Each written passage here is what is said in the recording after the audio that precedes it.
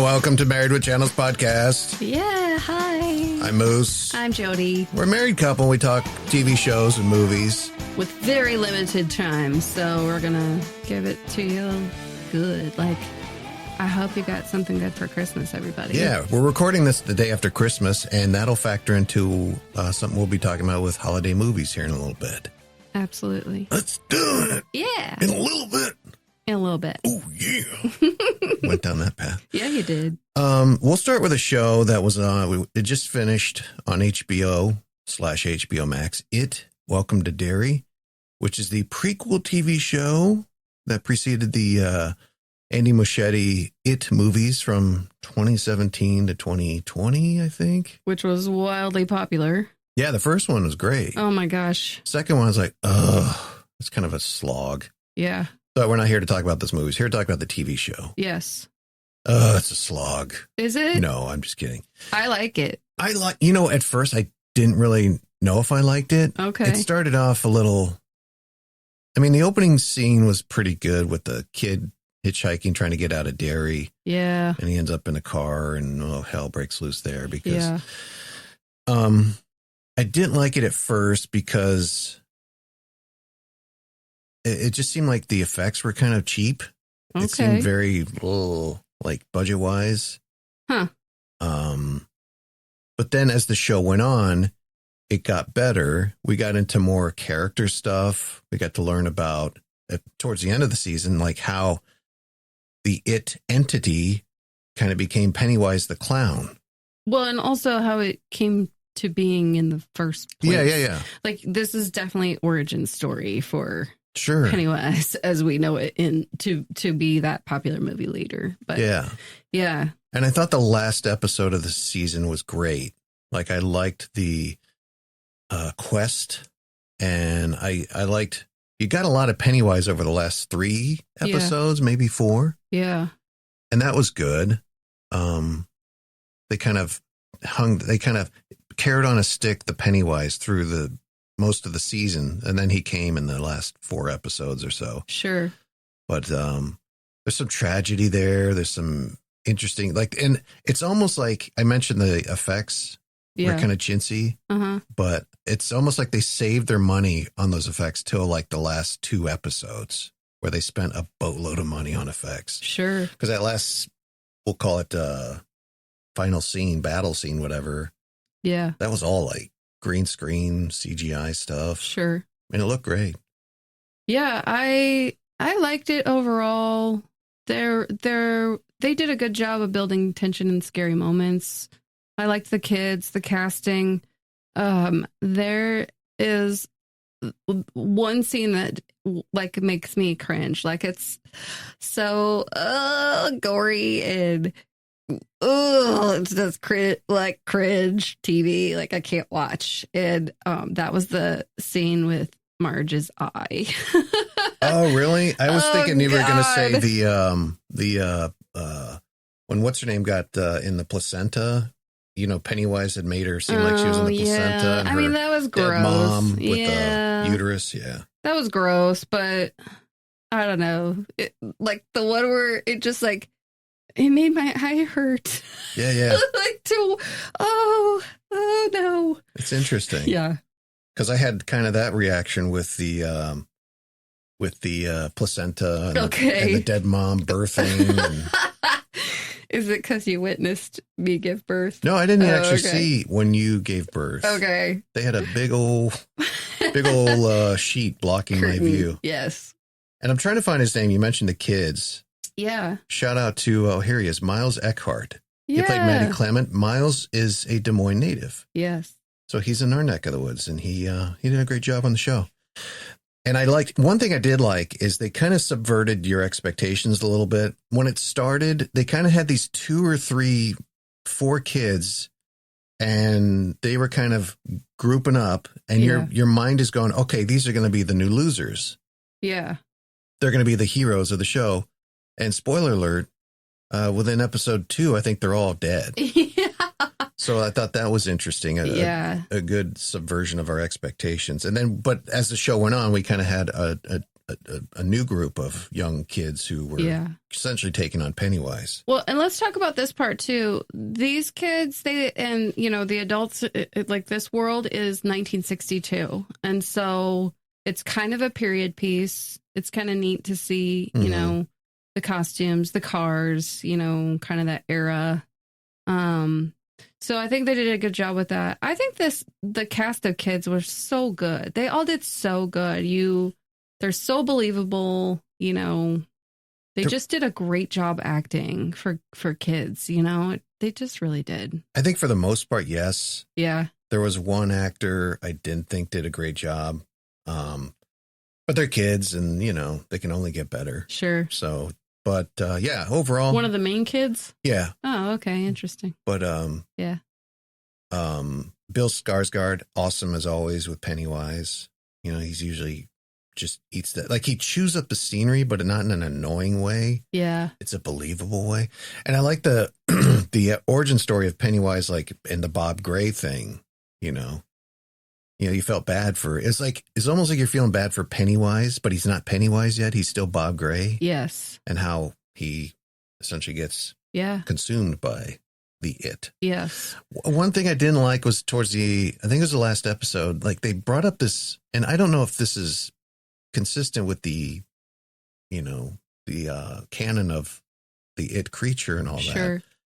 Is like he views and experiences time differently than we do. Yeah. It's because he whipped out a little confusing. Yeah, that was a little bit confusing. I did like the foreshadowing how some of these young kids will go on to either father or mother kids from the Losers Club that we see in the It movies. Yeah.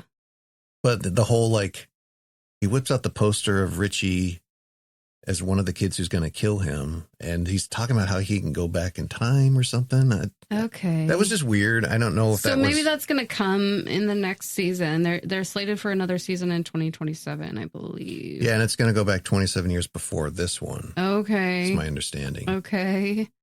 One thing that I kind of forget too is like, it's not just a ghost story. There's definitely sci-fi elements, and you forget that unless you like really remember, like, oh yeah, this is Stephen King. Hello, this is this is that world. There's always a little sci-fi element here, and so like the involvement with the military and the guy who sees dead people everywhere his whole life, like that stuff was a little bit out there. Like he could go into other people's memories, I guess. Yeah. So it was beyond just seeing dead people, right? Or is it he goes into dead people's memories? I have no idea how that worked, but I was like, I'm not sure what his abilities are here.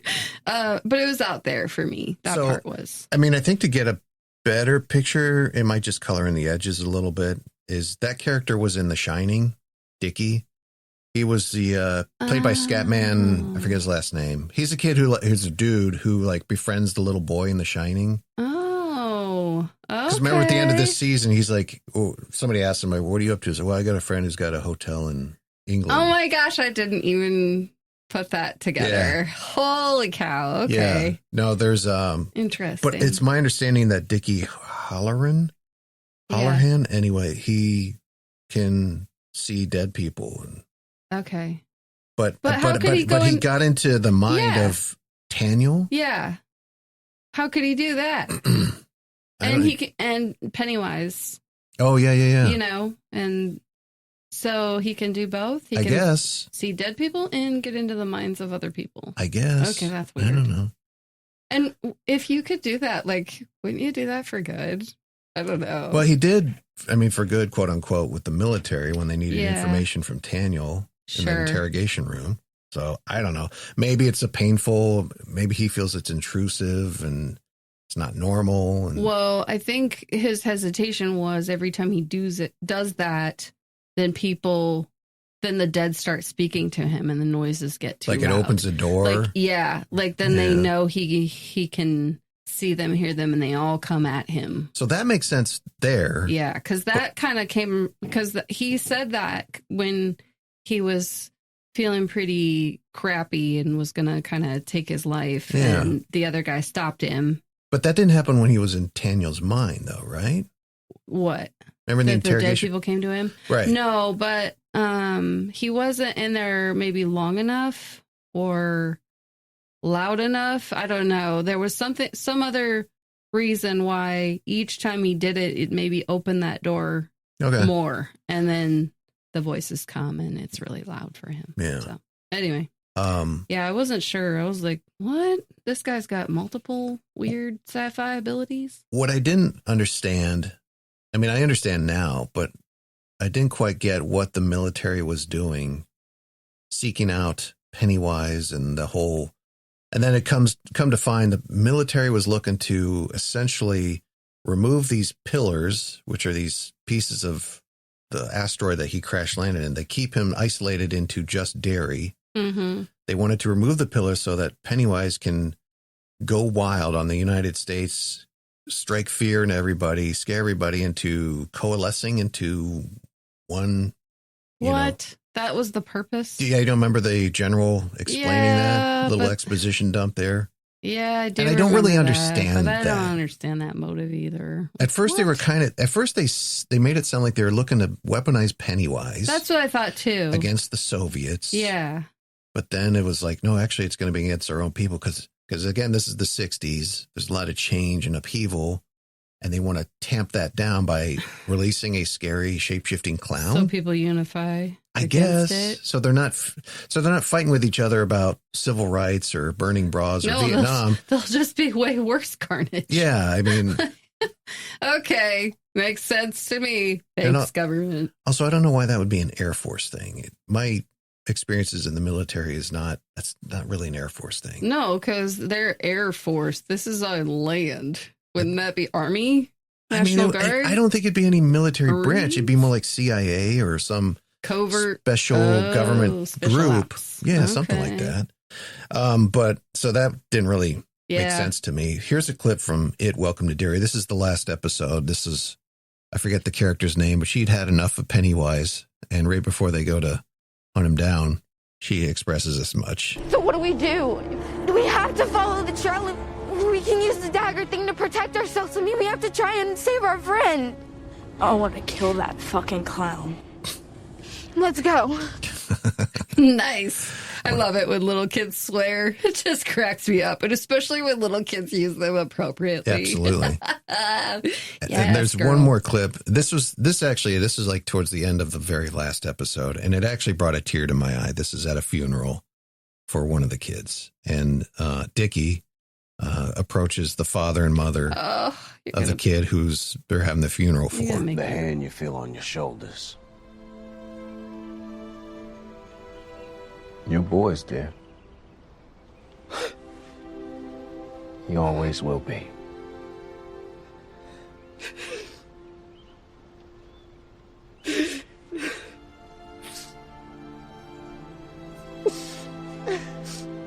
Where are you, sir? I'm still working on that.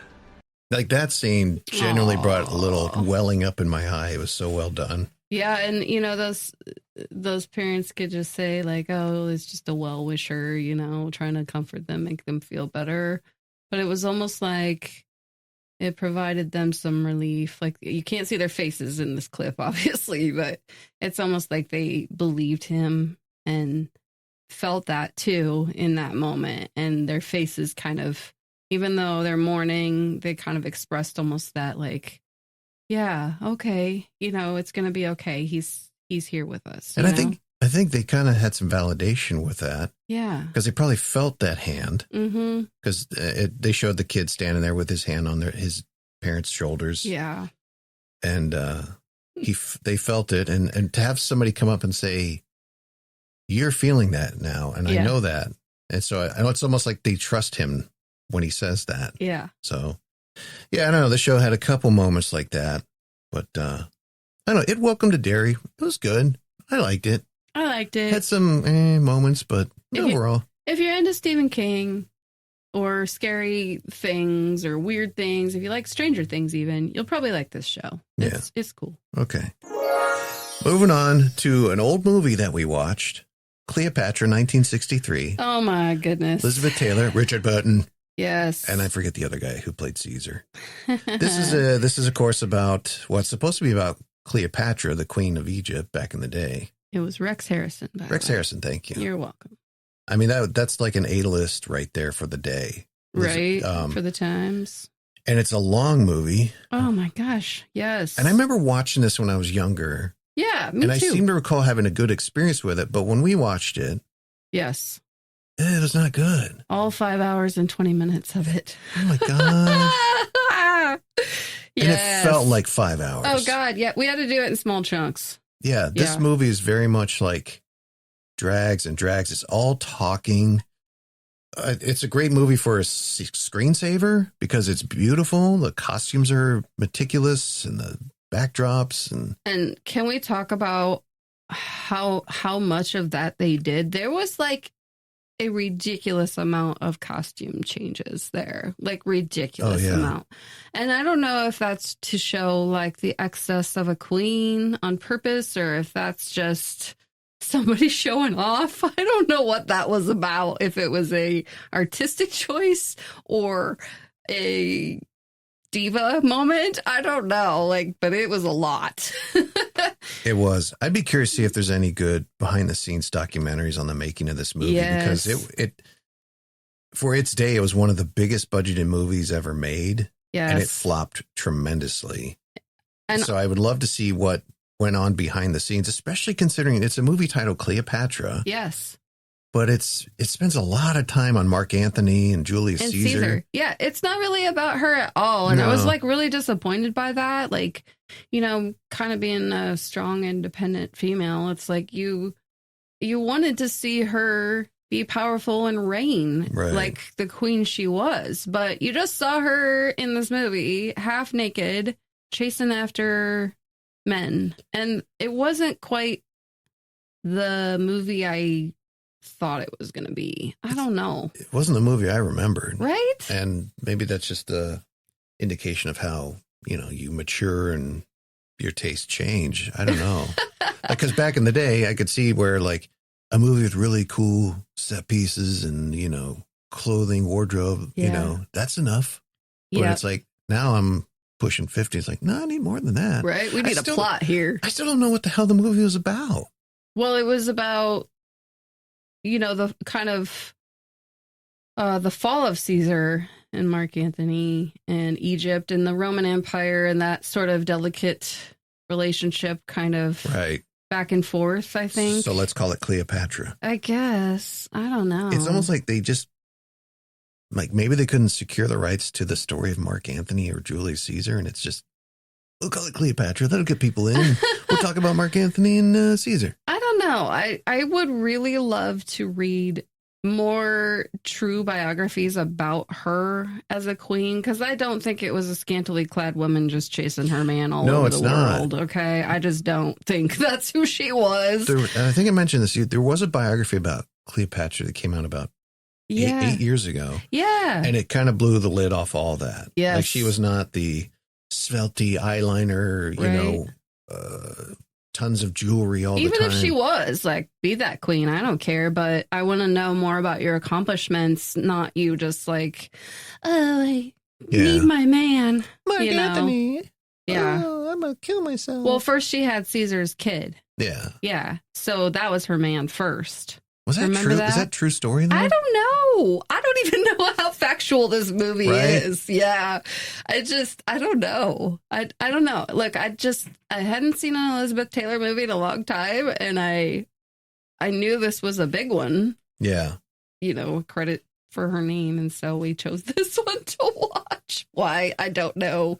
But now we know. Well, I think because we both had seen it before separately. Yes. And had not bad experiences with it, but it was I remember it being okay. I remember it being good. So because this is a podcast for busy people who need to be selective about what TV and movies to watch, just skip the 5 hours and 20 minutes here. Go we read just the book. Told you what it was about. You could probably read her biography in 2 hours. Yeah, it's not good. Not great. Not good. Not good. Stay away from Cleopatra. And they need to remake this. There needs to be a good Cleopatra movie. Right. As much as she's a part of the conversation here and there, whatever. It needs to be kind of a strong, not Wonder Woman type movie, but like almost like I love Gladiator. Like I need a strong female character Gladiator there. Well, there was talk of Angelina Jolie doing a Cleopatra movie, but this was like 10 plus years ago. She's not that for me. Yeah. Sorry. I'm sure we'll see something come around at some point. All right, to cap things off, a little bit of Christmas movie talk. Oh, yeah. We're going to rattle off our list of must-watch Christmas stuff. And I think a lot of people probably have the same list as us for the most part, but I think it's interesting to hear kind of how some of these have evolved for us. Do you want to go ahead and start with one? Well, like, what's a Christmas movie you have to watch? Well, now, this wasn't one growing up, but now it's Home Alone. Like, our whole family gets into it, and it's like a staple now, and I love it for that. Like, it's kind of a traditional thing that we do now with our kids. So. Yeah. And I think one year we even watched Home Alone 2, but that's not really part of it. That's not part of it. We're glad that didn't stick around. But. And I wonder how much Home Alone has become, because I'm in the same boat as you. Like, Home Alone wasn't a thing for me as a kid. We watched it. It was like, it's good. Right. But now it's kind of become a staple. Yes. And I wonder how much of that is because you and I watched the, remember there's like the movies that made America? Yeah, the movies that made us. That made us, thank you. Yeah. And they had a Christmas version. And one of them was Christmas Vacation. One was Home Alone. And we learned quite a bit about the Home Alone, like they're decorating the production. Yes. Of the space was very intentional. Yes, and I noticed those little things now. I'm going back and kind of rewatching it, not just for the plot and the funny or whatever, or the quotes. There's so many quotable things that have become part of our pop culture too. But, just like I noticed this year, a beautifully done gingerbread house in the kitchen. I'd never noticed that before, And I just read, I didn't notice it, but when in the beginning when not Marv, but the other Wet Bandit guy, played by he's dressed as a cop in the beginning. By Joe Pesci? Joe Pesci, thank you. Yes. When he's like talking to one of the kids. It's Harry and Marv. Mm-hmm. In the background, there's Uncle Frank sitting in a chair, but it's a dummy of Uncle Frank. Oh, funny. And it's just sitting there very still. I didn't know that. I know. I read that. Fun. Yeah. Yeah. No, it's interesting. Like, I don't know. Somebody had picked it apart too. Somebody had a list of all the ways that the Home Alone dad was terrible. And so it's just kind of fun to now rewatch this through, my adult lens and kind of notice things and see things. And yeah. So no, Home Alone's good. That's kind of a family one. We also watch Elf. Yep. Elf is on the list. I love that. My favorite part of Elf is when he puts the star on the tree. I know, yeah. Oh, gosh. Jody giggles every time. Every time. My favorite, I like the first part of that movie more than anything. Like, I love the part set in the North Pole. I know, that's great, right? When he's interacting with the little stop motion character. Buddy. Hope you find your dad. You got Leon Redbone there. Uh-huh. And he's like, I just rolled up one day. I've been all over the world. Ed Asner, Santa Claus. Oh, that's my favorite Santa Claus of all time. Honestly, he is my favorite. He was so good. He's definitely like cheerful Santa Claus, but he's also a little, not jaded, but a little like rough around the edges. The Central Park Rangers. Oh, no. The Central Park. I interviewed Ed Asner twice, and he was just a delight. Yes. May he rest in peace. Yeah. He's my favorite Santa. Yeah. But we watch Elf. We also watch... Christmas Vacation now. Yeah, watch out with the kids. We started A Christmas Story, but I don't think we got through that. So I also force my kids, but they end up getting into it. But I force them to watch the classics. So we do old school Rudolph, old school Frosty, old school Charlie Brown. Grinch. The Grinch. I made them watch the animated one. And then the kids always love to watch the Jim Carrey live action. That one's kind of grown on me over the years. It has grown on me too. Yeah, I remember when it first came out, I was like, oh, this is like a color swatch nightmare. It's just so in your face. Yeah. And he's a little in your face too. But over time, it's become kind of charming. You love to see I think Jim Carrey did a great job kind of, bringing the Grinch, into a likable character, and you get the backstory, which the animated thing didn't do. Sure. He was just a kind of an ugly duckling who Yep. got bullied a little bit, and he turned around and took it out on everybody else. Yep. Yeah, that one's growing on me too. And I like some of those little details and like the costuming and stuff and things that you didn't notice. Like Cindy Lou Who doesn't have a prosthetic nose like the rest of the cast because she hasn't grown into her nose yet. The mayor says that line later. Like our oldest just pointed that out to me yesterday. And I was like, oh, yeah, okay. She doesn't have a Whoville nose like everybody else. And she also pointed out the eggnog in their hats. I love that kind of stuff with the costuming in the Whoville land. It is, they very much adhered to the Dr. Seuss aesthetic. Yes. And maybe even took it up a notch. Furniture exaggerated, the cars. curves, the cars, everything in their houses. And, even just like, I love the Christmas light shooting gun that she gets. Like, that's just great. The only thing I don't like, and this is more than just that movie, Christine Baranski plays that character. Yes. And she's, for years, they've been pushing her as like this sexy vixen. Yeah. And I never understood that. To each their own, right? But Christine Baranski's like.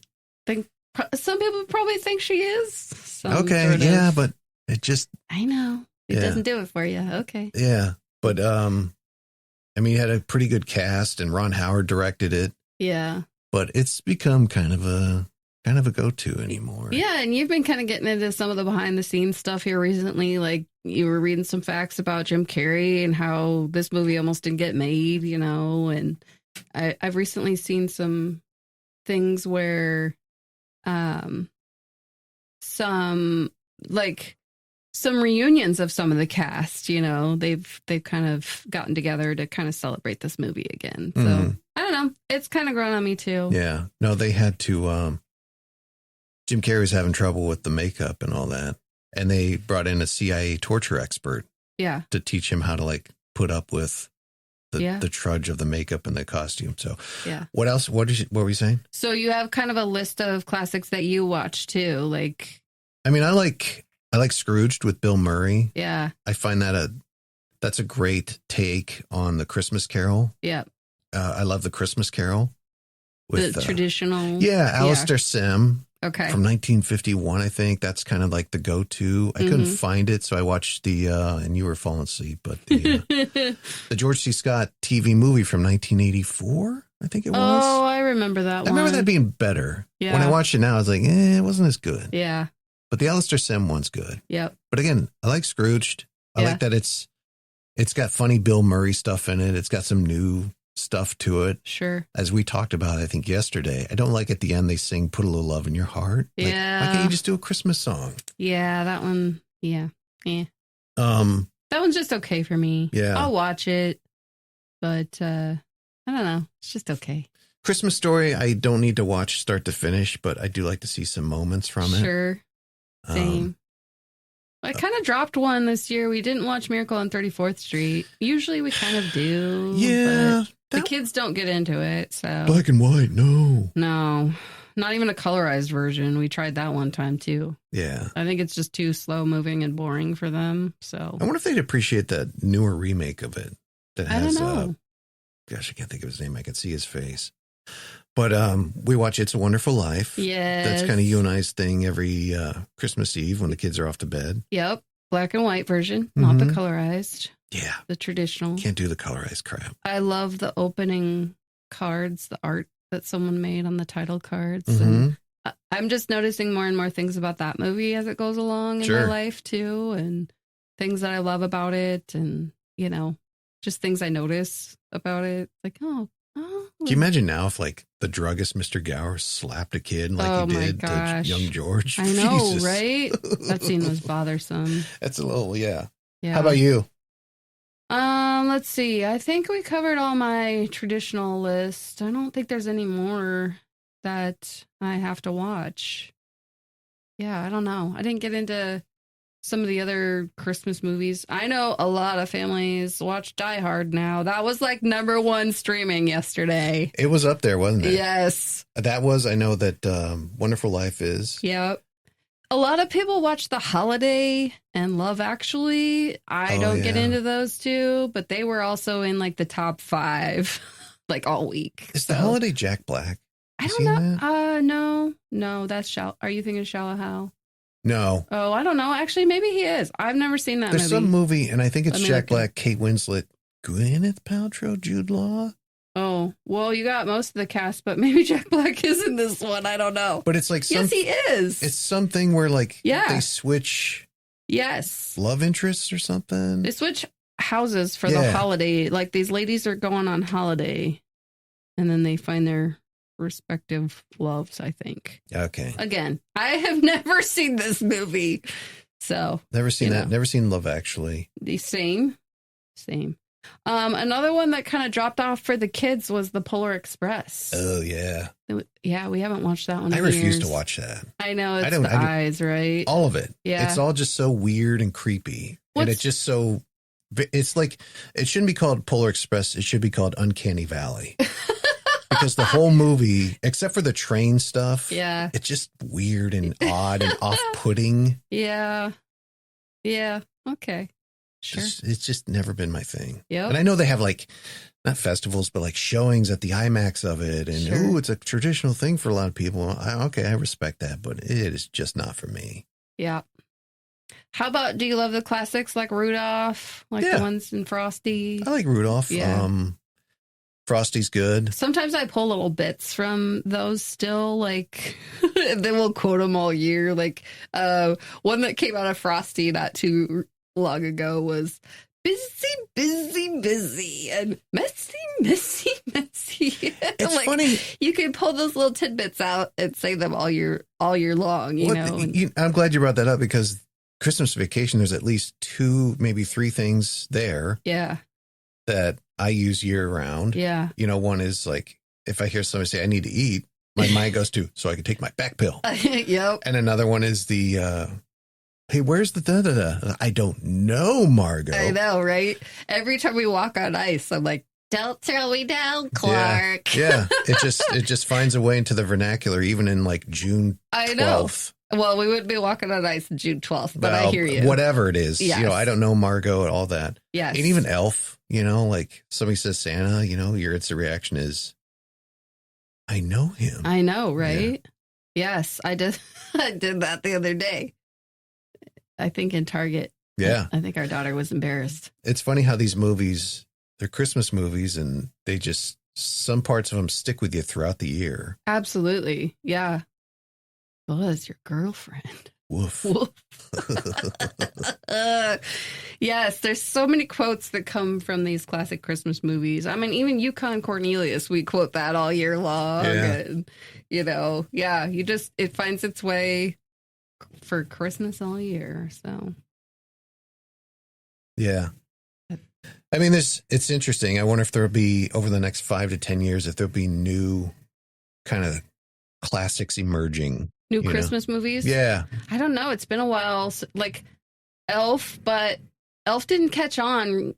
Now it's kind of become a staple and, you know, but like I always remember your dad was like, stop trying to push that movie on me. It's not a Christmas movie classic. Yeah, he was definitely anti-Elf. I know. He didn't appreciate everybody making that's got to be watched on Christmas type movie.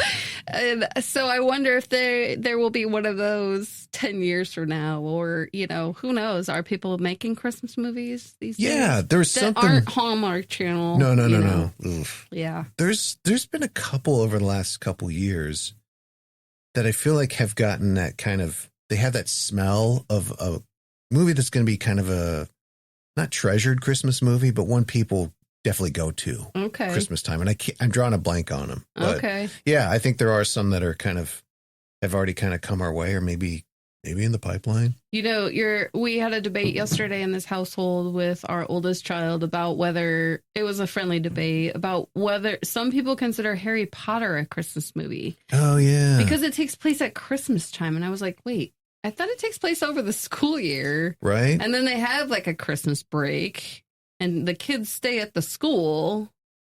But yeah, I was like, I don't know. Maybe it's one of those things where families just get together and that's the movie that they watch is what I told her. And like, any movie could be that. Like if your family always gets together and watches the Lego movie, that's your Christmas movie. I get it. You can do that. And that's great. Have those lovely traditions. And I remember we were talking about this, I think, last year because the whole Die Hard debate came up. Yes.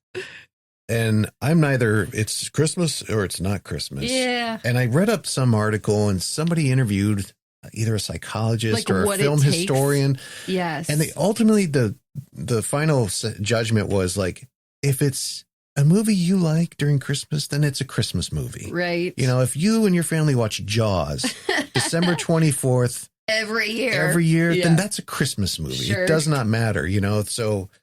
It's very subjective is what they're saying. Absolutely. So, they listed out some criteria like heartwarming story and, takes place at Christmas or, centered around Christmas time or Christmas activities or whatever. I don't know. Yeah. Yeah. I don't know. Yeah. But if you and your family sit down and watch Teen Wolf every Christmas time, then who cares? I mean, because I think you and I had this debate about Gremlins. I was like, that's a Christmas movie. He gets a Mogwai for Christmas. That's absolutely a Christmas movie. Yeah, I mean, there's... Other people were arguing about that. Like, no, it's not. Yeah. I'm like, yes, it is. That's a Christmas movie. Yeah. I feel like that's a debate that will never stop. I know, right? About what constitutes Christmas movie and not a Christmas movie. I mean, just because there's horror... of gremlins involved. I mean, look, Predator has red and green. Okay. So Predator's a Christmas movie.